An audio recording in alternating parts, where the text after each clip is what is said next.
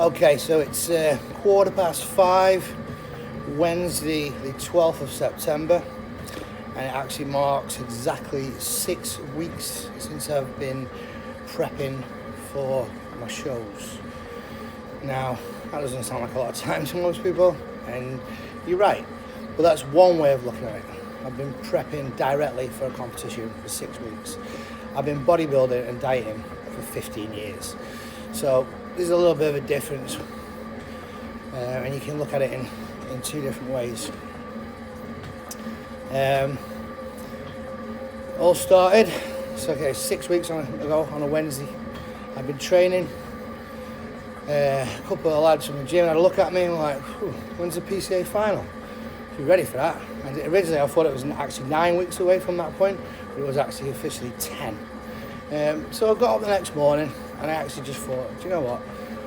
I'll have a capsule of thermal fuel, like a half a single dose. Normally the working dose is 3 times a day, 2 capsules. But I'm not the best with stimulants in my sleep. My sleep gets disturbed really easily. So taking one thermal fuel at 8 a.m. and actually cleaning the garden up for about 40 minutes was my first lot of cardio.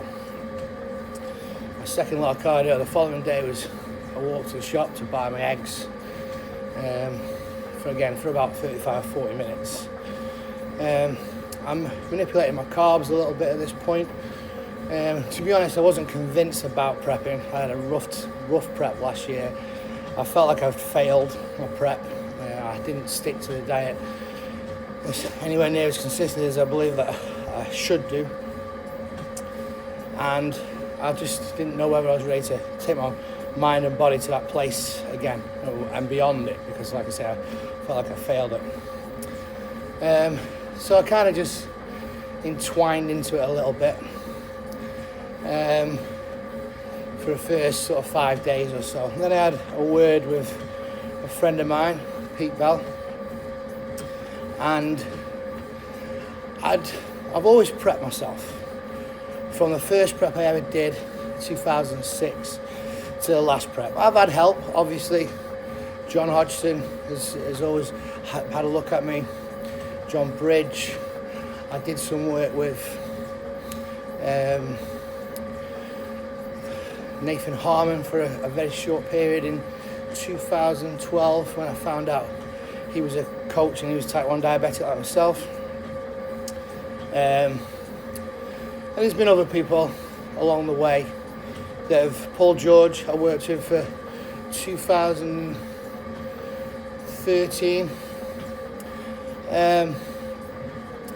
I always believed in my own ability to know my own body.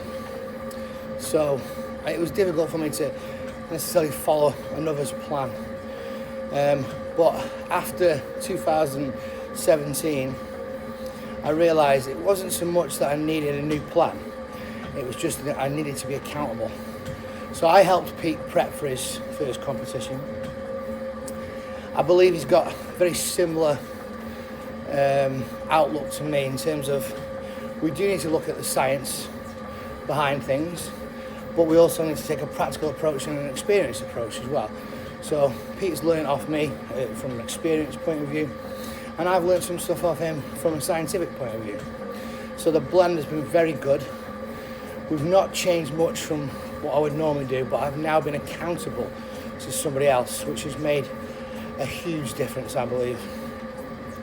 For 6 weeks, I haven't fell off the diet, even by a gram of anything at any point.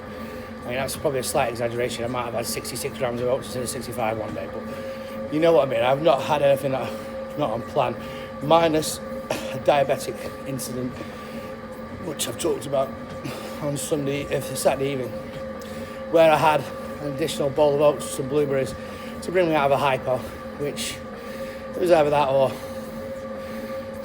something a lot worse. So I can't really be accused of cheating there.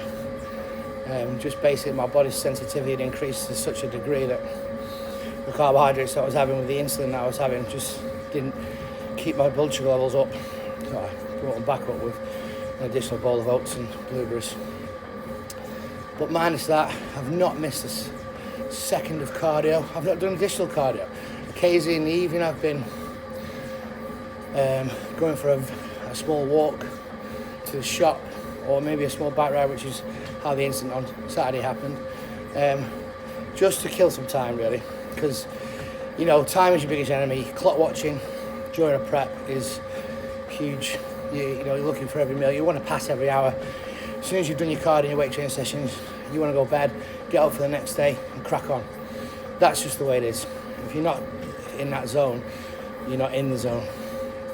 So but doing too much cardio and doing too much weight training and eating less food is all cheating. It's not cheating in the sense that you've cheated and ate bad food or you've missed your cardio, but it's still not following the plan.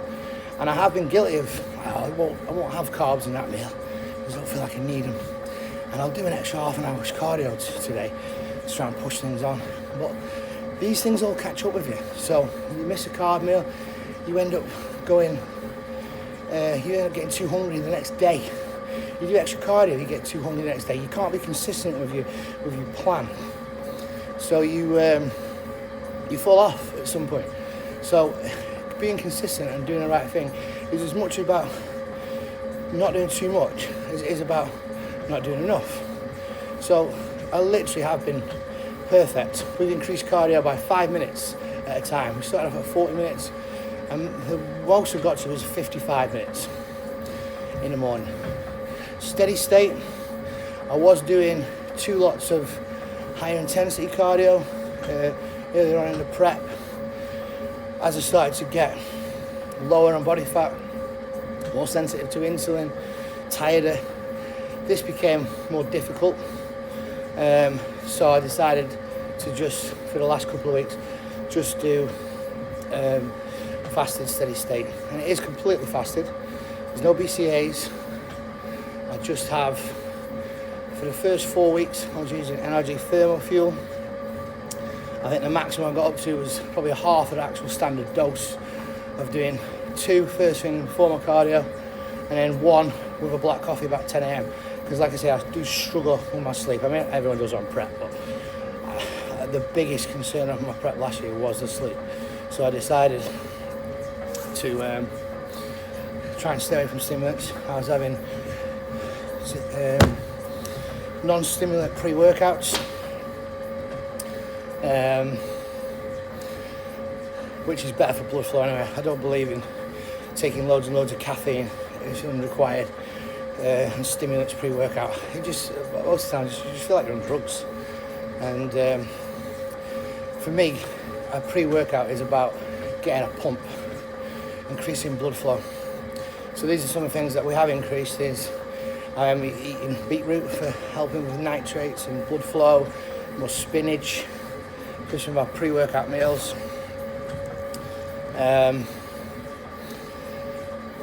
And taking beta-alanine pre-workout, about 4 grams directly pre, and a further 2 a couple hours before, so I wasn't getting too much of the tingly feeling all at once.